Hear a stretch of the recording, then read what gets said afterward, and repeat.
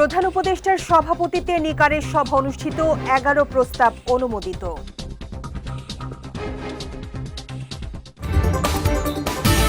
আসন্ন নির্বাচনের মধ্য দিয়ে নির্ধারিত হবে দেশ কাদের হাতে যাবে, মন্তব্য মির্জা ফখরুলের। এবং চানখারপুলে আনাস সহ 6 হত্যা মামলার রায় 26 জানুয়ারি।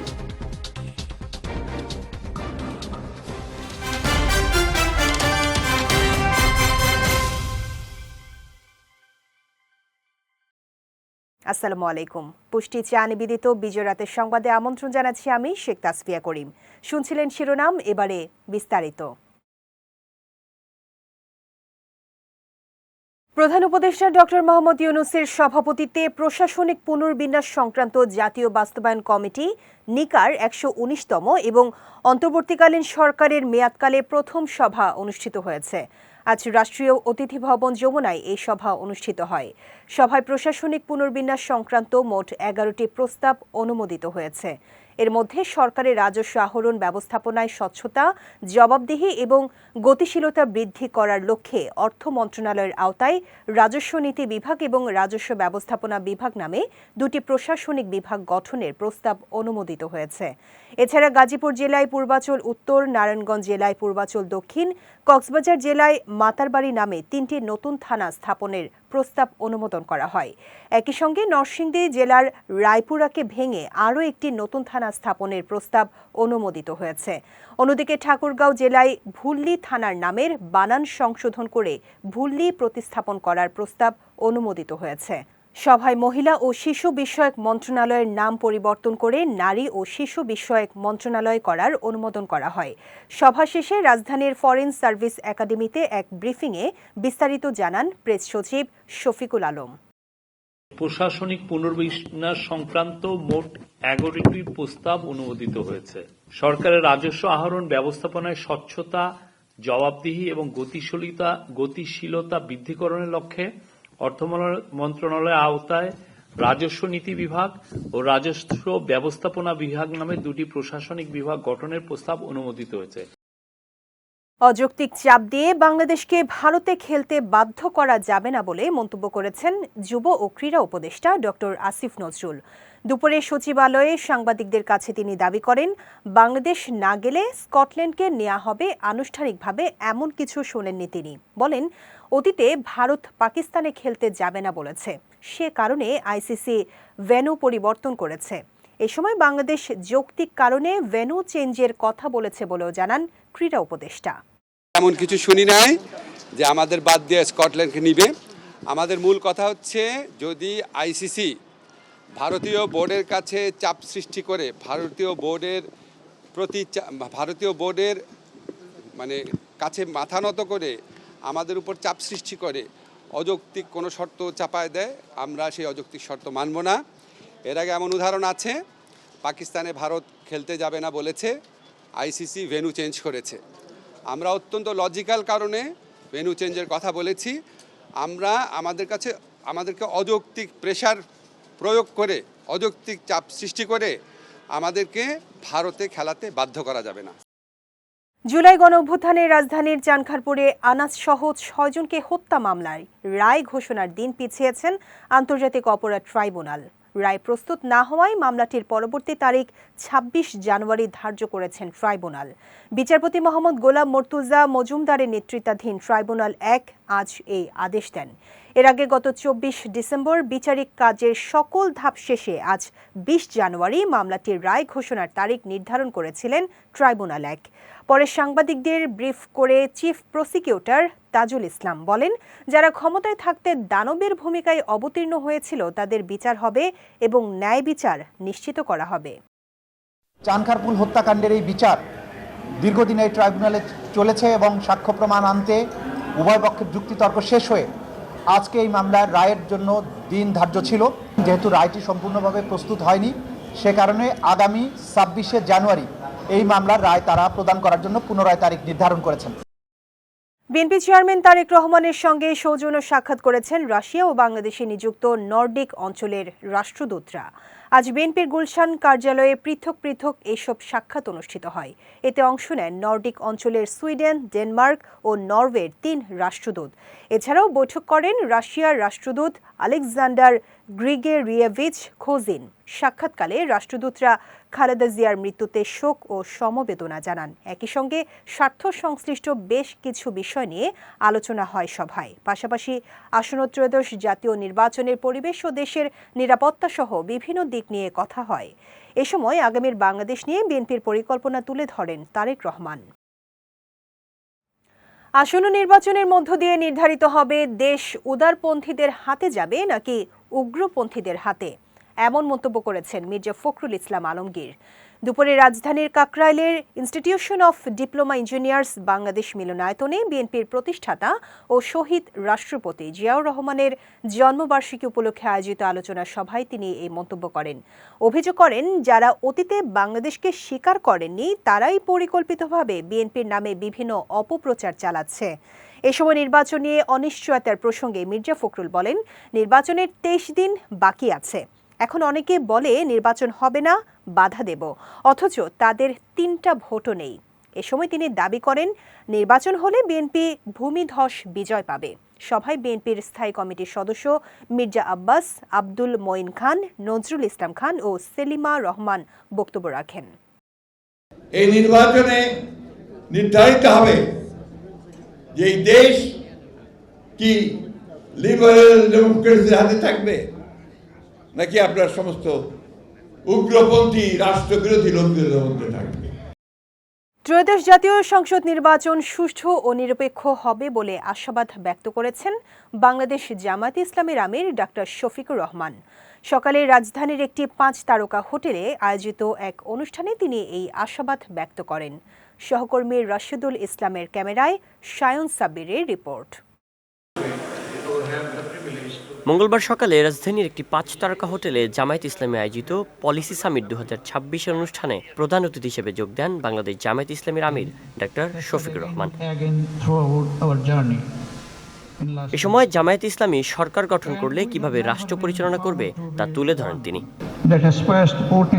জামায়াত ইসলামী এমন একটি রাষ্ট্র ব্যবস্থায় বিশ্বাস করে যেখানে আধুনিক বাজার অর্থনীতি কার্যকর থাকবে, প্রশাসনিক কাঠামো হবে স্বচ্ছ ও জবাবদিহিমূলক এবং ধর্ম, বর্ণ ও লিঙ্গ নির্বিশেষে সব নাগরিক সমান সুযোগ পাবে। ন্যায়, স্বচ্ছতা ও নৈতিকতার ভিত্তি ছাড়া টেকসই উন্নয়ন সম্ভব নয়। এদিকে নারীর ক্ষমতায়ন ও শিক্ষায় সমান অধিকার কিভাবে বাস্তবায়ন করবে জামায়াত ইসলামী সেটিও খোলাসা করেন তিনি। দক্ষিণ এশিয়ার রাজনৈতিক দলগুলোর মধ্যে নারীর অংশগ্রহণের হারের দিক থেকে জামায়াত ইসলামী শীর্ষ পর্যায়ে রয়েছে। বর্তমানে দলের মোট সদস্যের প্রায় 43% নারী, যা দেশের রাজনৈতিক সংস্কৃতিতে একটি উল্লেখযোগ্য দৃষ্টান্ত। নতুন বাংলাদেশের প্রাথমিক থেকে বিশ্ববিদ্যালয় পর্যন্ত শিক্ষায় নারীদের সমান অধিকার নিশ্চিত করা হবে এবং সামাজিক, অর্থনৈতিক ও রাজনৈতিক ক্ষেত্রে কোনো বৈষম্য মেনে নেওয়া হবে না। যারা সমান সুযোগ, ন্যায় ও মানবিক রাষ্ট্র ব্যবস্থায় বিশ্বাস করে, জামায়াত ইসলামী তাদের সঙ্গে কাঁধে কাঁধ মিলিয়ে কাজ করতে প্রস্তুত। গত 17 বছরে দেশের জনগণের স্বার্থ সংশ্লিষ্ট প্রতিটি প্রতিষ্ঠানকে পরিকল্পিতভাবে ধ্বংস করে ফ্যাসিবাদ কায়েম করা হয়েছিল বলেও অভিযোগ করেন ডাক্তার Shafiqur Rahman. Sayan Sabbir, Bijoy TV, Dhaka. Face of Walton AC হিসেবে এয়ার কন্ডিশনার ব্র্যান্ড ওয়ালটনের সঙ্গে চুক্তি স্বাক্ষর করেছেন জাতীয় ক্রিকেট দলের তারকা পেসার তাসকিন আহমেদ। গত 18 জানুয়ারি রাজধানীর বসুন্ধরায় ওয়ালটন কর্পোরেট অফিসে আয়োজিত এক অনুষ্ঠানে এই চুক্তি স্বাক্ষর করেন তাসকিন আহমেদ। চুক্তিতে ওয়ালটনের পক্ষে স্বাক্ষর করেন সিনিয়র এক্সিকিউটিভ ডিরেক্টর ও জনপ্রিয় চিত্রনায়ক আমিন খান। অনুষ্ঠানে ওয়ালটন হাইটেক ইন্ডাস্ট্রিজ পিএলসির additional managing director Nazrul Islam Sarkar, Walton এসির chief business officer Mohammad Tanvir Rahman, senior executive director Mohammad Firoz Alam সহ অনেকে উপস্থিত ছিলেন। এবার পুষ্টি চিনি গুঁড়া চাল নিবেদিত জেলা সংবাদ।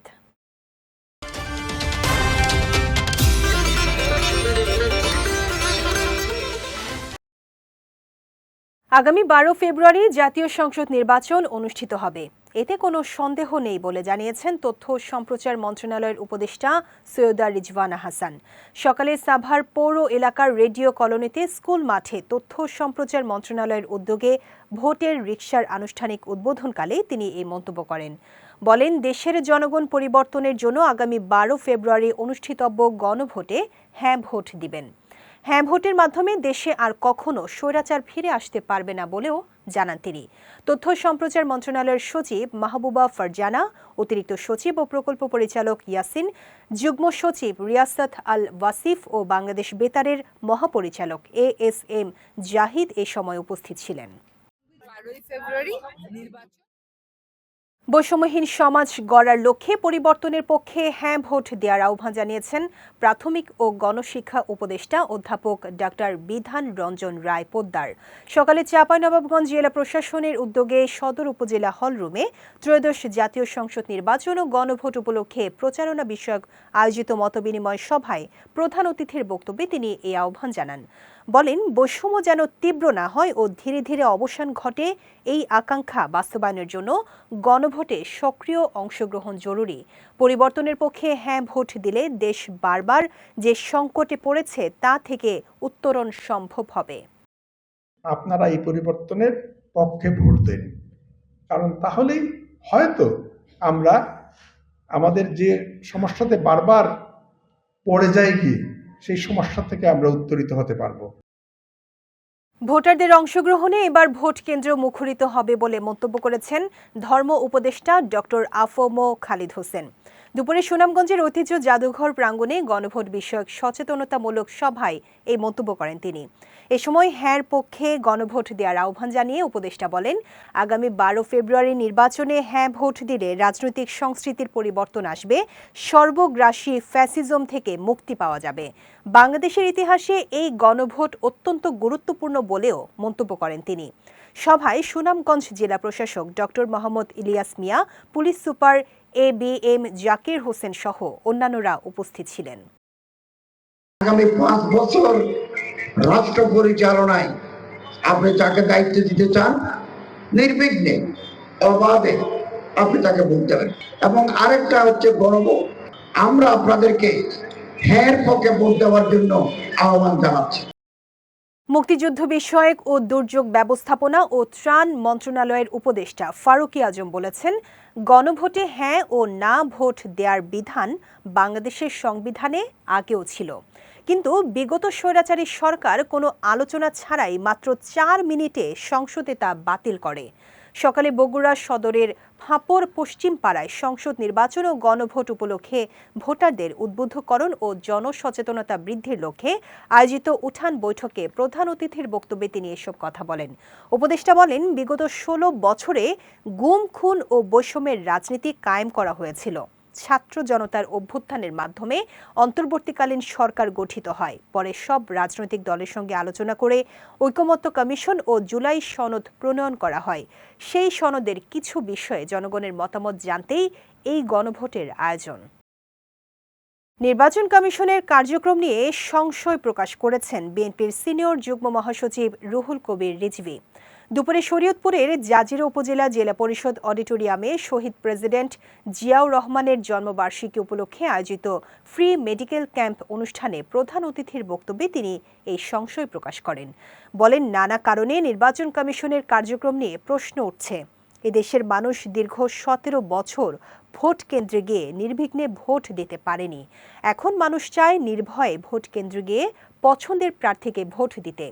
এই নিশ্চয়তা নির্বাচন কমিশনকে দিতে হবে। এ সময় অন্তর্বর্তী সরকারের জবাবদিহিতার অভাবে গত 1.5 বছর পেরিয়ে গেলেও দেশে নানা ধরনের সংকট প্রকট হয়ে উঠেছে বলে মন্তব্য করেন বিএনপির সিনিয়র এই নেতা।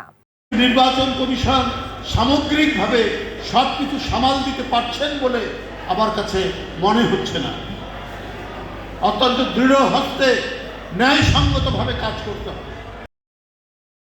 যাচ্ছে পুষ্টি ড্রিঙ্কিং ওয়াটার নিবেদিত খেলার সংবাদে।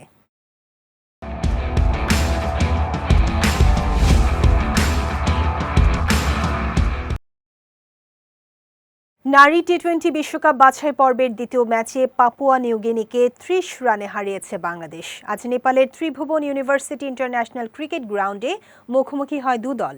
এদিন টসে জিতে আগে ব্যাট করতে নেমে স্বর্ণা আক্তারের ঝড়ো ব্যাটিংয়ে নির্ধারিত 20 ওভার শেষে 168 রানের বড় পুঁজি পায় টাইগ্রেসরা। জবাব দিতে নেমে নির্ধারিত 20 ওভারে 138 রানেই থেমে যায় পাপুয়া নিউগিনি। এতে বিশ্বকাপের মূল পর্বে খেলার সম্ভাবনা আরও বাড়ল নিগার সুলতানাদের। এর আগে প্রথম ম্যাচে যুক্তরাষ্ট্রকে হারিয়েছিল বাংলাদেশ তৃতীয় ম্যাচটি খেলবে নামিবিয়ার বিপক্ষে। সেই ম্যাচে জয় পেলেই বিশ্বকাপে খেলা নিশ্চিত হবে বাংলার বাঘিনীদের। রক্ষণভাগে শক্তি বাড়াতে 5.5 বছরের চুক্তিতে ক্রিস্টাল প্যালেসের সেন্টার ব্যাক মার্ক গেইকে দলে ভিড়িয়েছে ম্যানচেস্টার সিটি। বিষয়টি নিশ্চিত করে ব্রিটিশ সংবাদ মাধ্যম বিবিসি জানিয়েছে 25 বছর বয়সী এই ইংলিশ সেন্টার ব্যাককে দলে টানতে 2 কোটি পাউন্ড খরচ করতে হয়েছে সিটিকে। তবে আনুষ্ঠানিকভাবে গের ট্রান্সফার ফি নিয়ে কিছু জানায়নি পেপ গার্দিওলার দল। এর আগে চলতি মাসের শুরুতে বোর্নমাউথ থেকে উইঙ্গার অ্যান্টুয়ান সেমেনিওকে দলে টেনেছিল সিটি। এদিকে ইংল্যান্ড জাতীয় দলের হয়ে 26টি ম্যাচ খেলা গে বেড়ে উঠেছেন চেলসির একাডেমিতে। এরপর সোয়ানসি সিটিতে খেলে 2021 সালে প্যালেসে যোগ দেন এই ইংলিশ ফুটবলার। পুষ্টি চা নিবেদিত বিজয় রাতের সংবাদ শেষ করার আগে শিরোনামগুলো দেখে নিচ্ছি আরও একবার।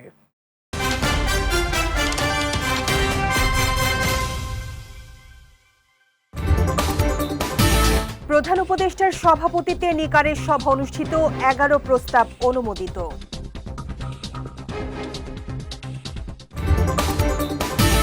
আসন্ন নির্বাচনের মধ্য দিয়ে নির্ধারিত হবে দেশ কাদের হাতে যাবে, মন্তব্য মির্জা ফখরুলের।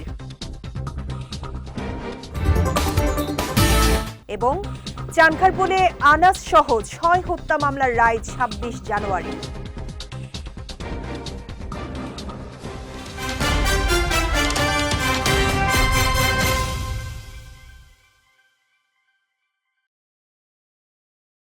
বিজয় রাতের সংবাদ শেষে আজকের মতো আমি শেখ তাসফিয়া করিম আপনাদের কাছ থেকে বিদায় নিচ্ছি। আগামীকাল একই সময়ে নতুন সব খবর দেখতে চোখ রাখুন বিজয় টিভিতে। এছাড়া আজকের বিজয় রাতের সংবাদের ভিডিও দেখতে পারেন আমাদের ইউটিউব এবং ফেসবুক পেজে। আমাদের ইউটিউব হলো youtube.com/bijytvofficial এবং আমাদের ফেসবুক পেজ হলো facebook.com/bijytvlimited। এতক্ষণ সঙ্গে থাকার জন্য ধন্যবাদ সবাইকে।